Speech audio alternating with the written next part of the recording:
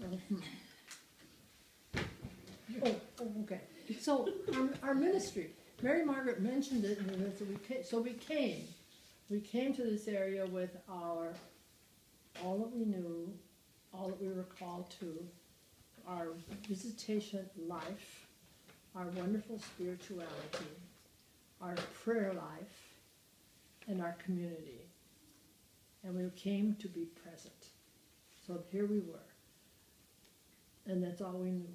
And we knew we were entering into this community of violence and gangs and stuff like that. Well, it was a different experience for us. But what remained the same and strong was the prayer life and our community life, which was very different because we had all been for bigger communities, and we were now all of a sudden this small community. There were just 4 of us. And how do you live with 4? You know? So anyway, that was a new experience, and then we had to learn all of that. And so, but we do have that prayer life, and it's very typical of every visitation community. We have the divine office, we chant the office. Most of them chant it still, I think still. And most of the office, part of it we pray, we do just recite, but we have that office and we're faithful to that. And then we have our prayer life, which is our private prayer, which is an hour in the morning and a half hour in the afternoon, just like every visitation sister. We have our spiritual reading, just like every visitation sister. And so that part has remained very stable. But what it does is brings us into this new context, so that we pray the office in our little chapel over there, mostly with windows that you can see out of, and that you can hear the street sounds. It makes a difference. It makes a difference. And so that was it. So our presence, so our prayer and our presence to, I think the fact that we live in community is a kind of a witness to people. Because, well, our whole idea of the presence is, since our spirituality is so relational, that's such a basic thing for Salesian spirituality, to be in relationship. So they see relationship, and then they experience relationship from us. People around us experience that. And the first people, of course, that experienced that were the children who came to discover us. They're the first ones to discover just about anything in the neighborhood, right? And they loved us, and we knew them, and that presence kind of grew to the presence to their families, and then to their families' needs. And then we had to get in touch with all the agencies and things like that we had to get to know. As part of our ministry to these people, we had to know what was around, because we were not an agency. We didn't want to be any kind of an agency of, that people could count on a certain thing, because we didn't know what we were going to be able to do for people. So we could share with them our spirituality and our love and our respect, the way Salesian spirituality calls us to do. We also set up some, after we lived here for a while, we thought, well, we really need to have some way of keeping our charism fresh and new. We had come here to do that. We'd come here specifically to give the visitation a fresh, new experience. But we wanted to be sure that we were still doing that. So we set up what we call some engagements. Some engagements for our, for our monastery. So we, in our brochure, which is over there, that you can pick up one whenever you would like, over in that little mantle place over there. So we, in our brochure, we included our engagements, and one of them would be, of course, becoming a visitation sister. That would be lovely, and we have lots of efforts being done to do that. Melissa's helped us a lot with that. Then probably the biggest one we have is a visitation companions, and that's a lay group of people. I'll hold that up for you. Oh, it's a lay group that that we have that is related to us. They can live anywhere in the world, not in the world, but in the Twin Cities. But somehow we have to be focused on some kind of ministry within the North Side. Melissa is one of those his companions. And how many are there? I think right now it's 22. 22 of those. They meet monthly, and they at least, and then they have other kinds of gatherings too, that where they keep in. This is a group that wants to live Salesian spirituality in wherever they are, in their workplace, in their homes, in their wherever it is. Just like Francis de Sales had envisioned this universal holiness and for all Christians, and to give the charism kind of a freshness and a newness, and to see it with new eyes, with modern eyes, and see what comes from that. The other engagement that we have is a visitation intern program. And Karen, do you want to just say a brief?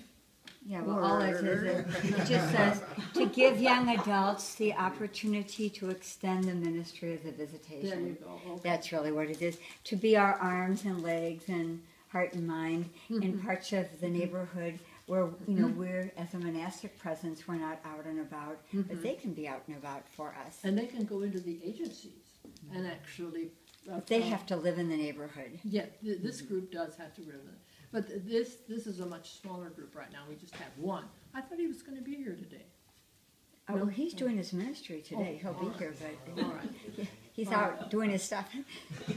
Cody. This year it happens to be a man. Ordinarily, It's our first man.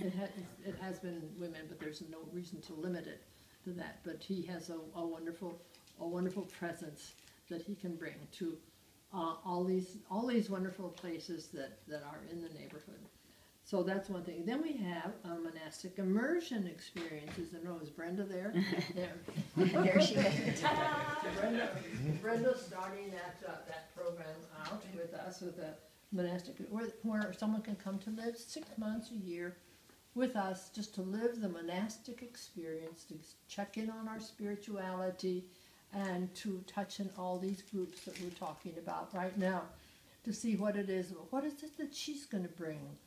And I'm excited about her. She's got a terrific background, and she's going to give a wonderful newness and freshness to our charism. I'm sure that will be new to us and helpful to us too.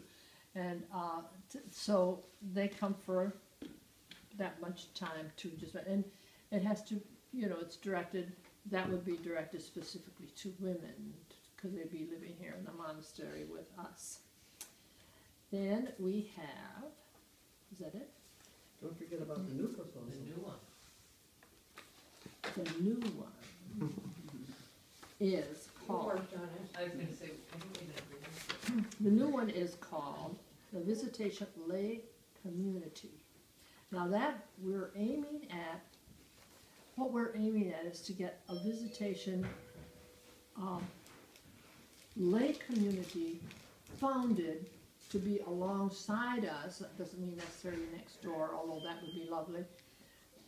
Alongside us, to be able to really live our life as lay people in the North Side, because we are so convinced that this is the age of the laity, and that the laity are called, as Francis de Sales says, to live Jesus, and we want them to be able to do that. So this would be a call to people to live in community, in the neighborhood, and to live a life of not a monastic presence, wouldn't be a monastic presence, but of prayer and ministry. So those are our engagements. But aside from those engagements, that's one way of our being the presence. Aside from we have incredible groups. I don't know, are you going to talk about those groups? What like groups? The Cursillos Cursillo group? Well, No, I mean, you I mean, can- they're groups that come and join us. I'll talk what you don't talk about, that's okay. All right. They're just groups that come and join us for prayer primarily. This group of men who've made a Cursillo. Are you familiar with Cursillo movement? And they have made that, and they come once a month to pray morning prayer with us at 7 o'clock, can you believe? And they've been doing that for, Almost 20 years. 20 years. yeah, for 20 years.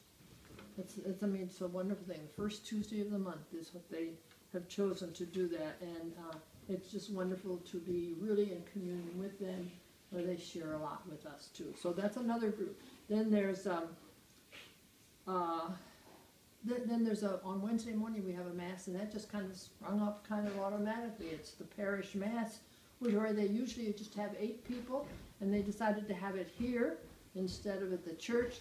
And here now we have 25 people for mass, and that's a little regular little group that's gotten. So that's another little community where we can touch people, and they can touch our lives too.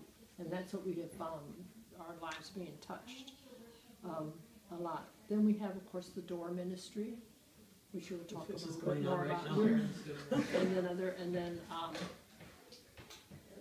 Then Francis is going to talk about all the other kinds of activities. Let's see, I think that's about. But anyway, that's basically our spirituality. But we really are blessed to have the spirituality of Francis de Sales to guide us through this part, and we have all these ways of trying to keep it fresh and new.